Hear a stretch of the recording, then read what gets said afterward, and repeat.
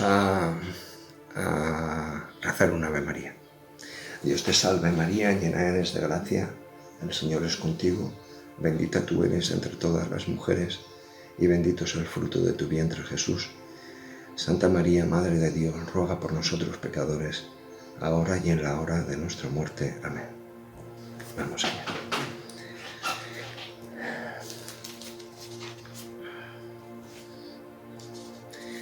Y Yahvé dijo a Caín: ¿Dónde está tu hermano Abel? Contestó: No sé. ¿Soy yo acaso el guarda de mi hermano? Le replicó el Señor: ¿Qué has hecho? Si oye la sangre de tu hermano clamar a mí desde el suelo. La sangre tiene un lenguaje, ¿sí? La sangre derramada de los inocentes clama desde el suelo, digamos, a Dios. Podía clamar solamente, podía pegar gritos, digamos, que lo oyeran los ángeles, pero clama a Dios directamente. ¿Y por qué? Porque claman justicia. Justicia se dice sedek en hebreo, ¿sí? Y justicia no es el sentido jurídico que nosotros tenemos de un juez, un fiscal, sino justicia es todo aquello que tú haces. Por ejemplo, mírame, oh Dios, mira, oh Dios, mi justicia, ¿no?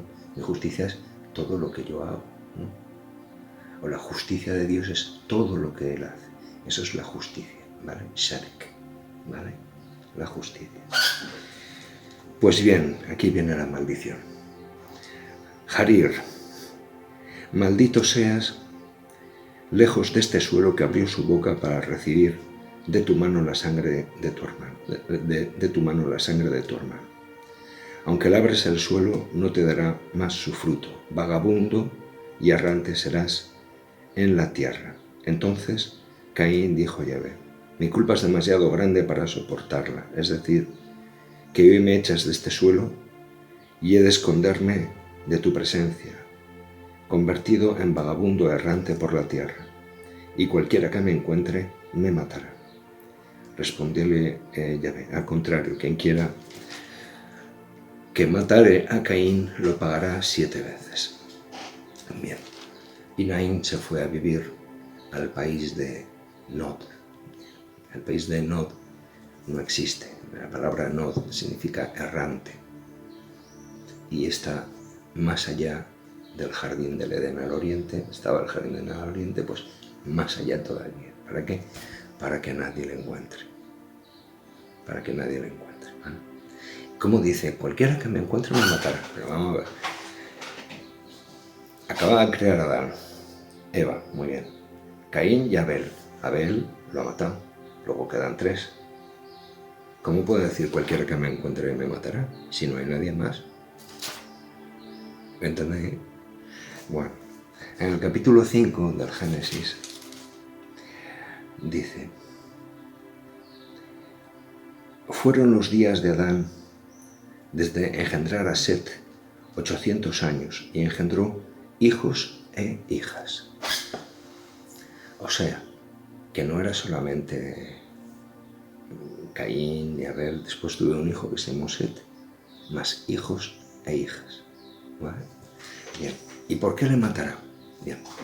Aquí viene lo interesante. Hay una institución jurídica en Israel que se llama el Goel. Goel. ¿Qué es el Goel? El Goel lo podríamos traducir como el vengador de sangre, ¿sí? Si alguien ha matado a alguien de tu familia, tú tienes derecho en tu familia a elegir uno, que lo vamos a nombrar vengador de sangre, para que haga lo mismo con el asesino en cuestión, ¿sí? El Goel, ¿vale? Atentos a esto porque después tiene su... ¿vale? El Goel. Muy bien.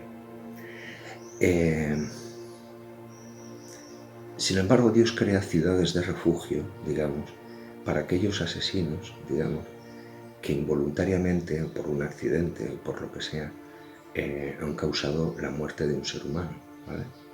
Bien. Pero esta institución del Goel estará a lo largo de toda la escritura, ¿vale? Un Goel, ¿sí?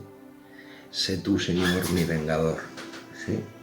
Dios de las justicias, oh Dios de las justicias, dicen los salmos. ¿Sí? Entonces, ¿existe una justicia de Dios? Sí, existe una justicia de Dios. Entonces, para los buenistas que piensan que Dios es un señor barrigón, barbudo y que está en un sofá mirando a la humanidad, divirtiéndose con el sufrimiento de los hombres, he de decir pues que no es así, ¿vale? Dios no es eso, ¿vale? Sino que es otra cosa, ¿sí? Y Él, de alguna manera, venga la sangre de los inocentes, ¿vale? Lo que uno hace tiene un precio, ¿sí? Nuestros actos, digamos, tienen una responsabilidad, ¿sí? Tienen una responsabilidad. Bien, el Goel. Bien. Pasado el tiempo, la escritura, que en el monte Sinaí se regulará más cuál es este papel del Goel, qué debe hacer, tal, la famosa ley del talión, ¿no? Que ojo por ojo, diente por diente, piel por piel, que a nosotros a veces nos parece tan terrible, pero que en cierto sentido, digamos, en culturas primitivas, es lo que hay. Quiero decir, si tú has provocado un daño, lo normal en justicia es que el daño se te provoque a ti. ¿Entendéis lo que quiero decir? Bien, con Jesucristo esto cambiará, ¿vale? Pero en principio eso es así, ¿sí? Ojo por ojo y diente por diente. Esto es así, ¿vale? Con Jesucristo ya os digo que cambiará, ¿vale? Pero en principio, en justicia, digamos, es así. Bien, este Goel lo traduciremos después, pasando los siglos y pasando los libros, por la palabra griega soter. Soter. ¿Quién es un soter? ¿O qué es el soterion? Lo vamos a explicar. Vamos a imaginar que existe un matrimonio, que puede ser el tuyo, viviendo en el Imperio Romano, ¿sí? Y que los negocios con tu empresario, digamos, no han ido bien, o te confía un dinero y tú lo perdiste, o se fue a la ruina el negocio que montaste, o pediste dinero y después no lo pudiste devolver. Vamos a imaginar cualquiera de esas situaciones, ¿no? Y entonces el dueño, digamos, el empresario, decide, bueno, como tú no me puedes devolver el dinero, ya sé lo que voy a hacer. Te voy a vender a ti, a tu mujer y a tus hijos en el mercado de esclavos. Y al menos con el dinero que me den, por lo menos la deuda no será tan grande. Y entonces les llevan al Palatino, digamos, al centro de Roma, ¿vale?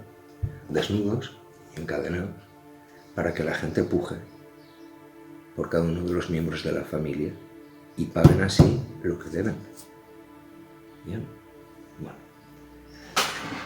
Imagínate que están así, ¿no? Y hay gente discutiendo, 4.000 sestercios, tanto, no sé cuánto, yo doy 2 bolsas de plata, yo doy no sé cuánto, a cambio de la mujer, o a cambio del hijo, o de la hija, o tal, ¿no? Mientras imagino que la familia destrozada está viendo cómo se disgrega su familia. Bueno, pues vamos a imaginar que aparece un tipo allí, en el mercado de esclavos. Y entonces dice, ese, su mujer y sus hijos los compro yo. Y los compro pagando encima de la mesa. ¡Pum! Y se los llevo. ¿Sí? Bien. Y cuando llegan a casa, les dice, mirad, yo no quería que os vendieran como esclavos, ¿sí? Sois mis vecinos, imagínate, por decir así, ¿no? Entonces me he gastado todo este dinero, ¿para qué? Para que recobréis la libertad. Soter, en griego, significa salvador, redentor, ¿sí? Es la misma palabra que utilizaremos en latín, salvator, ¿sí? Ese es un soter, digamos, ese es un vengador de sangre. ¿Ha hecho justicia o no ha hecho justicia? ¿Ha hecho justicia? Vale. Pues Dios ha hecho lo mismo con nosotros, digamos. Cuando ya no podíamos pagar la deuda, digamos, la ha pagado Él por nosotros. Eso dice el capítulo 2 de la carta a los Romanos. ¿Sí? La ha pagado Él por nosotros. ¿Vale? Tenemos un sóter que cuando ya no quedaba ninguna esperanza, digamos, nos ha sacado, nos ha salvado. Os cuento un cuento judío que explica esto muy bien, ¿no? Dice que iba volando una paloma. Tan feliz. Pero de repente se da cuenta que bastantes metros de distancia por detrás viene un águila dispuesta a capturarla. A por ella. Y entonces, muerta de miedo, empieza a volar de cada vez más rápido. Y se encuentra que enfrente, allá unos metros más adelante, hay un peñasco. Y en el peñasco hay una grieta donde ella puede entrar. No el águila, sino ella. Y se puede salvar. Y entonces va la paloma y entra en picado, digamos, entra en la grieta de la roca, ¿sí? Y el águila detrás, casi pisándole los talones, ¿vale? Tiene la muerte por detrás y necesita un refugio como sea, porque si no se la va a zampar, ¿vale? Bueno, y en esto, justo cuando va a entrar, ¿vale?, aparece una cobra, una serpiente de la grieta, y se encuentra con la serpiente y con el águila. La muerte por delante y la muerte por detrás. ¿Os suena esto de algo? La muerte por delante y la muerte por detrás. Bien. ¿Quién es el Redentor? ¿Quién es el sóter? ¿Qué es lo que Dios hace en esa situación? ¿Sí? Lo que Dios hace es estirar su mano, coger la paloma y sacarla de allí. Ese es el cuento judío, ¿sí? Bien, pues esto es lo mismo que pasó en el Mar Rojo o que pasa en esta situación, digamos, que os he contado para explicar quién es el sóter, quién es el Goel, el vengador de sangre, ¿vale?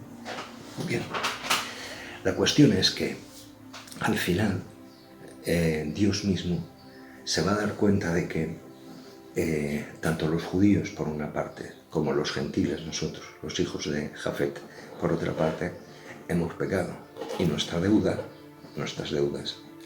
Curioso que antiguamente en el Padre Nuestro no hablábamos de los que nos ofenden, no perdonar a los que nos ofenden, sino hablamos de deudas. Deudas tienen un componente de dinero, ¿sí?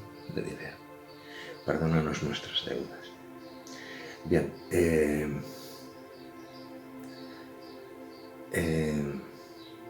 el ser humano no puede pagar lo que debe. No puede. Le pregunta Pedro a Jesús, entonces, ¿quién puede salvarse? Y Jesús le contesta, para los hombres es imposible, pero nada hay imposible para Dios. Atentos. Para los hombres es imposible, pero nada hay imposible para Dios. Bien, y entonces, ¿qué es lo que hace? Porque necesitamos, digamos, un vengador de sangre que haga justicia por todos los crímenes que tú y yo y toda la humanidad ha hecho a lo largo del tiempo, ¿no? Y pues el vengador de sangre, digamos, será el mismo Dios.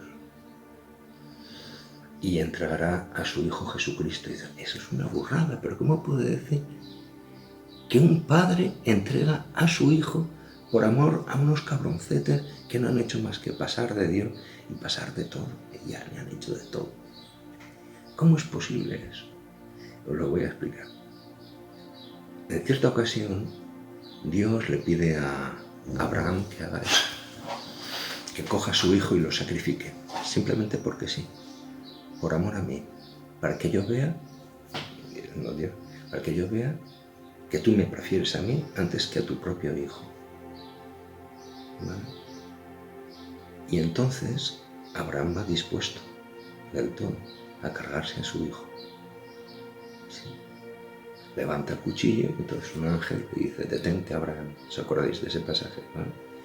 Bien, eso, digamos, se queda en la mente de Dios, de que el ser humano, al menos un ser humano con fe, Abraham, digamos, ha admitido lo que era absurdo, digamos, y ha obedecido, jugándose, entre comillas, a su propio hijo. ¿Qué es lo que hará Dios? Dios le devolverá ese favor a Abraham y a toda la humanidad, haciendo exactamente lo mismo que él, ofreciendo a su hijo en la cima del monte. ¿Entendéis lo que quiero decir? Como holocausto, digamos. ¿Por qué? Porque los hombres no pueden pagar. Tienen tantas deudas que no pueden pagar. No pueden pagar, ¿vale? Quiero comentar una pequeña parábola de Jesucristo, pero muy rápidamente, ¿sí? Para que no...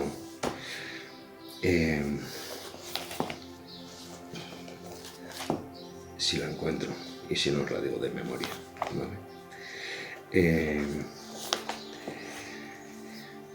Sí, está en el Evangelio según San Mateo, el capítulo 18, ¿vale? Se trata de un hombre que debía 100.000 talentos. 100.000 talentos. Y otro hombre debía a este primer hombre 100 denarios, ¿sí? 100 monedas. Entonces, os explico, vamos a hablar. Parece que cuando hablamos de dinero nos entendemos todos mejor, ¿vale? Bien. Lo que gana un jornal, digamos, en tiempos de Jesucristo, un jornal es un denario. O sea, la gente trabajaba por un denario diario, ese era el jornal del día, ¿vale? Bien, un jornal diario son aproximadamente 3,40 €, ¿vale? He hecho todas las cuentas aquí para clarificaroslo un poco más. 3,40 € por día trabajado, ¿vale? Muy bien.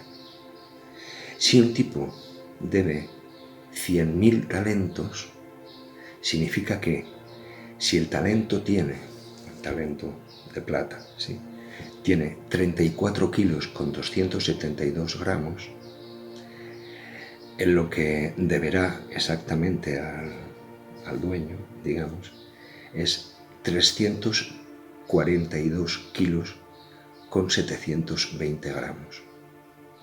¿Vale? Y ahora viene lo más interesante, ¿sí? ¿Cuántos denarios son toda esta cantidad? ¿Sí? Bueno, toda esta cantidad, digamos, tendría que trabajar, el señor que debía todo este dinero, tendría que trabajar 276 años, o sea, 6 cadenas perpetuas, una detrás de otra, para entendernos. 6 cadenas perpetuas, para poder pagar. Pero es un lenguaje en el Nuevo Testamento, es decir, ¿y cómo puede pagar estando en la cárcel? ¿Qué pasa, que en la cárcel hacían trabajos manuales o algo? No, está hablando de otra historia, ¿no? Está hablando de otra historia, ¿no? Estar en la cárcel, estar sujeto, digamos, tiene un precio, sí, porque lo ideal sería que estuvieras libre, ¿no? Pero no, estás en la cárcel. Entonces, de alguna manera estás pagando lo que has hecho, ¿vale? Estás pagando lo que has hecho. Bien, ¿qué pasa si son 276 años, 6 cadenas perpetuas? Pasa que en esta vida no lo puedes pagar. Imagínate que vivas 80 años y que tu jefe, digamos, o tu empresario te ha echado, ¿vale? O 76 años, por redondearlo, ¿vale? Vale, y entonces a los 76 te mueres, ¿vale? Pero te quedan 200 años por pagar. Te quedan 200 años por pagar. Y esto no es como en el mundo, ¿no? Que si tienes una deuda y te mueres, ya no tienes por qué pagarla. Hay que pagarla. Hay 200 años ahí de prisión. ¿Seguís? ¿Cómo uno, si se ha muerto, si está muerto ya, puede pagar 200 años de prisión? Estar 200 años dentro de una prisión para que llegue todo el dinero que uno había malgastado o tratado mal, digamos, de los talentos que Dios te había dado, ¿cómo devolvérselos? Y aquí hay una cosa interesante, ¿sí?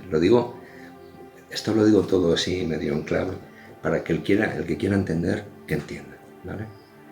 El rey David no se le ocurrió otra cosa en una ocasión, que hacer un sacrificio a Dios por los muertos. Y en el libro de los Macabeos, aparece Judas Macabeo haciendo también un sacrificio por los muertos. Vamos a ver. Si el hombre nada más morir se salva o se condena, no tiene sentido hacer sacrificios por los muertos. O se ha salvado o se ha condenado. ¿Vale? O sea, son como los viajes en avión con destino único, ¿vale? Madrid-Washington, sin escalas. Estupendo. El problema es que en la vida, en esto, digamos, es un vuelo con escalas. Entonces será Madrid-Boston, Boston-Detroit, Detroit no sé cuántos y no sé cuántos Washington. Sí. Entonces existe, por decir así, una etapa intermedia, una situación intermedia, donde uno ha muerto, ¿vale? Pero todavía no ha llegado al cielo. ¿Vale? No sé si me seguís el chiste, ¿vale? Entonces, ¿por qué Martín Lutero quita los libros de los Macabeos del canon de la Biblia protestante? Porque en los textos de los libros de los Macabeos está la fundamentación de la cárcel, o sea, de lo que nosotros en la Iglesia hemos llamado de años el purgatorio. Entonces, ¿es evangélico el purgatorio? Del todo.